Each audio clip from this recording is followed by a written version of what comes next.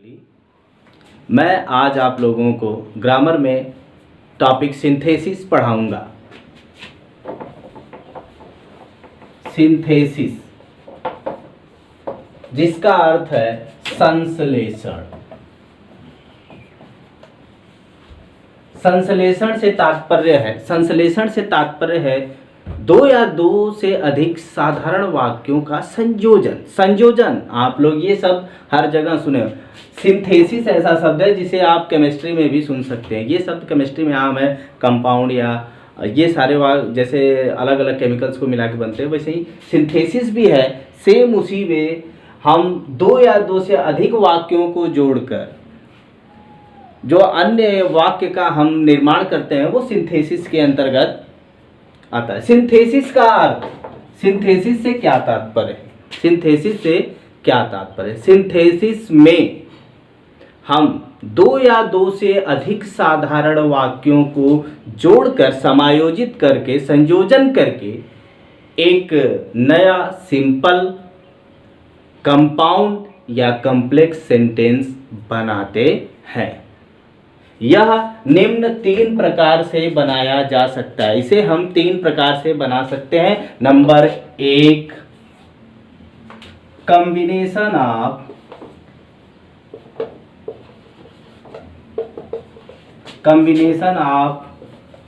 To or more simple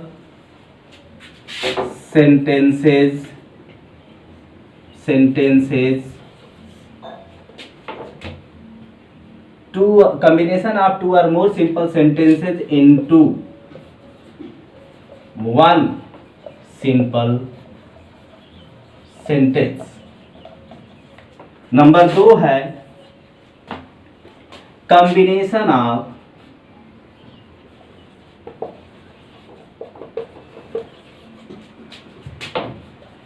two or more simple sentences into one compound sentence। और तीसरा है combination of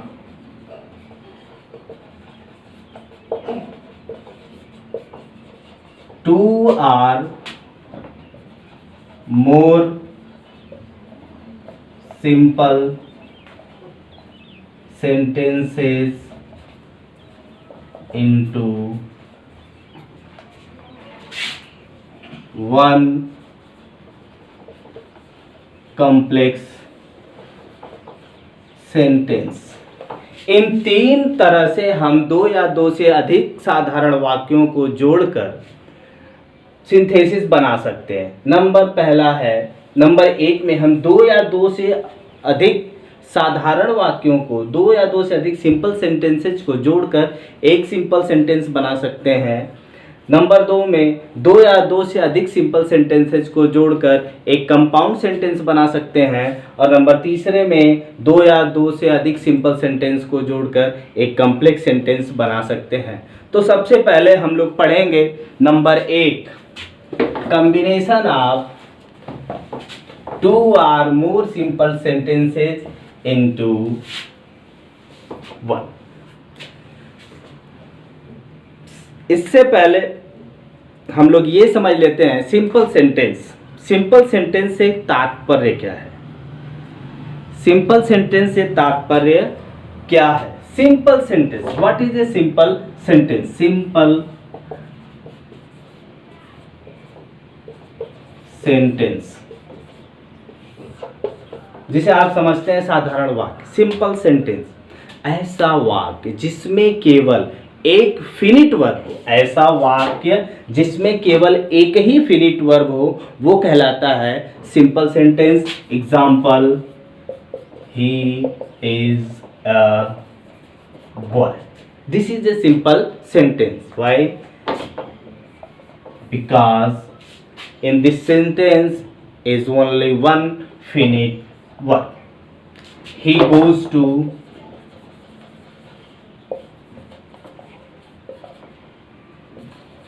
school. Finite verb, ऐसे वाक्य जिसमें केवल एक ही फिनिट वर्ब्स होती हैं उन्हें हम कहते हैं सिंपल सेंटेंस। आइए इस सिंपल सेंटेंस के अंतर्गत हम निम्न नियमों का प्रयोग करके एक सिंपल सेंटेंस बनाते हैं। और सेंटेंस के बारे में आप लोग जहां तक जानते हैं कि सेंटेंस शब्दों का एक संयोजन है। शब्दों को क्रमबद्ध सार्थक अर्थ में संयोजित करने को ही वाक्य कहते हैं। और हमें बनाना है एक सिंपल सेंटेंस, क्या, दो या दो से अधिक वाक्यों को जोड़कर। तो हम कहीं पर नाउन्स को जोड़कर सिंपल सेंटेंस बना सकते हैं, प्रोनाउंस को जोड़कर सिंपल सेंटेंस बना सकते हैं, एडजेक्टिव्स को जोड़कर सिंपल सेंटेंस बना सकते हैं। जो 8 है हमारा पार्ट्स ऑफ स्पीच, उनमें से आप निम्न का प्रयोग करके एक सिंपल सेंटेंस बना सकते हैं। तो सबसे पहला नियम हमारा है सिंपल सेंटेंस बनाने का, यूज ऑफ नाउन्स या बाय यूजिंग नाउन।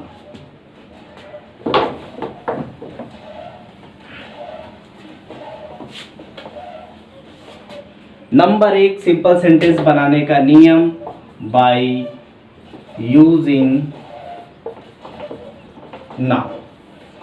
नाउन का यूज करके, संज्ञा शब्द का प्रयोग करके हम दो या दो से अधिक सिंपल सेंटेंस को जोड़कर एक सिंपल सेंटेंस बना सकते हैं। इसमें सबसे पहला नियम है नियम A. Take examples,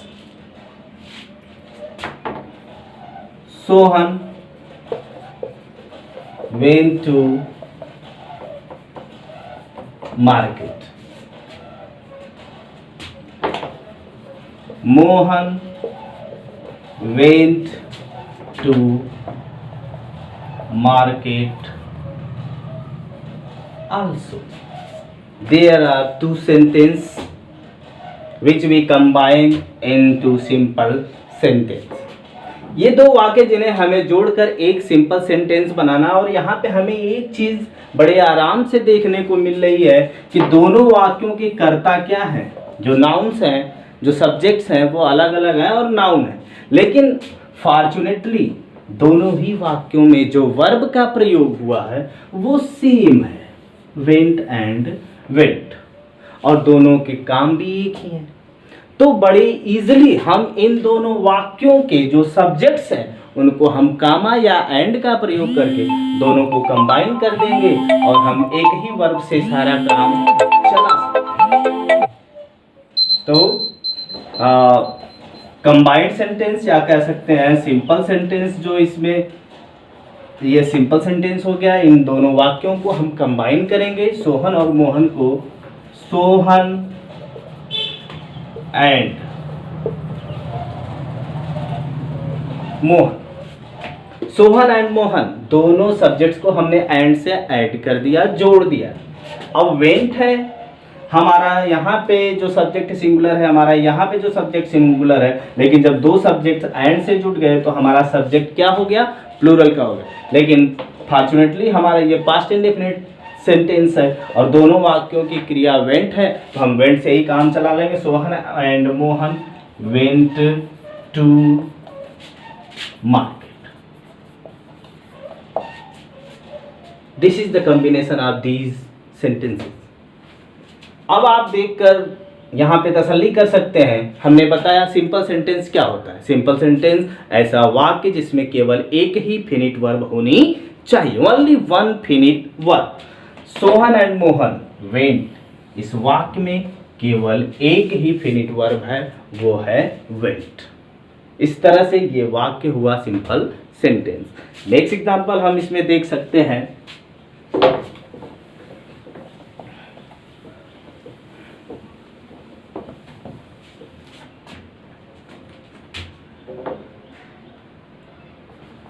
mister Das is playing cricket. His son is playing cricket also. Mister Das is playing cricket, mister Das cricket खेल रहे हैं। His son is playing cricket also, उनका बेटा भी क्रिकेट खेल रहा है। तो इन दोनों वाक्यों को, ये दो वाक्य हैं, एक वाक्य ये है, एक वाक्य ये है, इन दोनों वाक्यों को हमें कंबाइन करके एक सिंपल सेंटेंस बनाना है। यहाँ पे हमें मिला फिनिट वर्ब इज प्लेइंग, और सेकेंड वाक्य में भी जो हमें मिला है वो क्या है, इज प्लेइंग। इन वर्ब को, फिनिट वर्ब अगर हम दो बार इज प्लेइंग लिख नहीं सकते, संजोग से हमें इज प्लेइंग एक ही है वर्ब जो दोनों के लिए है, तो हम दोनों नाउन्स को जोड़कर एक सिंपल सेंटेंस बना सकते हैं बहुत ही इजीली। तो जोड़िए, मिस्टर दास एंड हिज सन। अब यहाँ पे हम समझ रहे हैं मिस्टर दास एक व्यक्ति हो गया, हिज सन दूसरा व्यक्ति हो गया, तो दोनों एंड से जुट गए, इसलिए यहाँ पे सिंगुलर वर्ब थी। अब ये वर्ब किस में हो जाएगी, प्लूरल में हो जाएगी। तो mister Das and his son are playing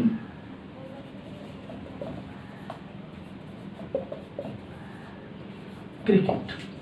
ये हुआ हमारा सबसे पहला नियम, जिसमें हम दो नाउन को जोड़कर एक सिंपल सेंटेंस बना सकते हैं।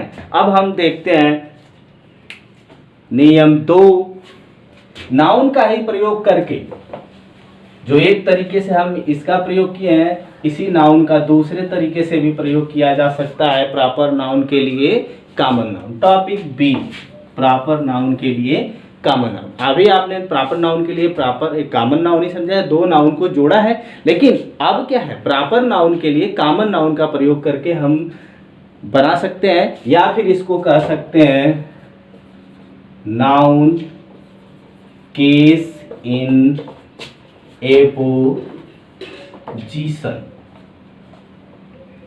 नाउन केस इन एपोजिशन, इसका अर्थ है कि दो नाउन, केस इन एपोजिशन का मतलब होता ही है side by side. Case in apposition का मतलब होता है साइड बाय साइड, मतलब एक के साथ एक दूसरा नाउन लगा हो। इसे हम इससे भी समझ सकते हैं कि एक प्रॉपर नाउन के लिए एक कॉमन नाउन का प्रयोग करना। तो सबसे पहले हम इसमें एग्जांपल देखते हैं।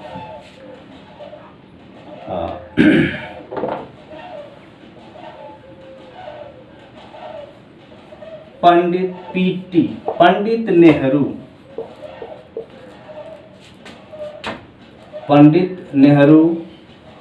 was the first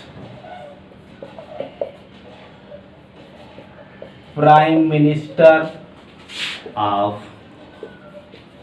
India। ये पहला वाक्य हो गया। दूसरा वाक्य है he was a great leader। ये दो वाक्य हो गए। पंडित Nehru was the first prime minister of India, he was a great leader। अब यहाँ पे आपको जोड़ना है दो नाउन्स को। हम दो नाउन को कैसे जोड़ सकते हैं, एक नाउन हमें मिल गया पंडित नेहरू, दूसरा नाउन है the first prime minister of India, और यहाँ पे तीसरा है ए ग्रेट लीडर। तो हमें जो सुटेबल होगा हम उन्हें जोड़ देंगे।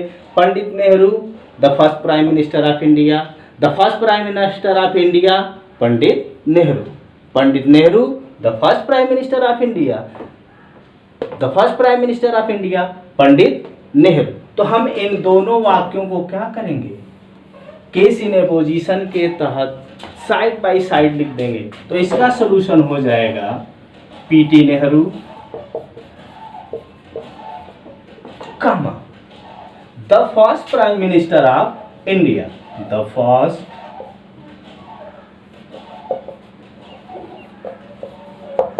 PM of India. यहां पे भी कॉमा लगा लेंगे।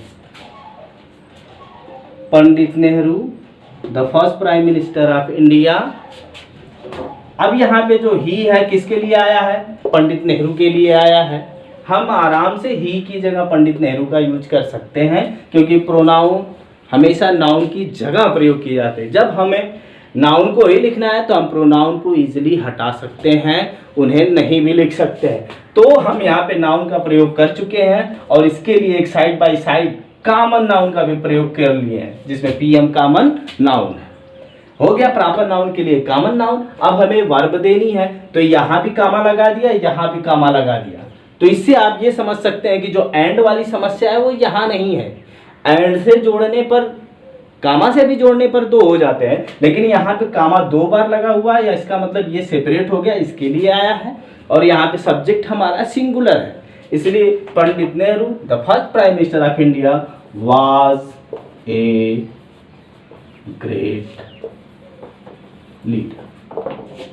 This is the example proper noun के लिए एक कॉमन नाउन का प्रयोग करके, जिन्हें हम साइड बाय साइड लिखकर हम इनका कॉम्बिनेशन बनाते हैं। और सबसे बड़ी बात यहाँ पे हम ये देख सकते हैं कि यहाँ पे सिर्फ एक ही फिनिट वर्ब का प्रयोग किया गया है। ठीक है, आइए हम नेक्स्ट एग्जांपल देखते हैं।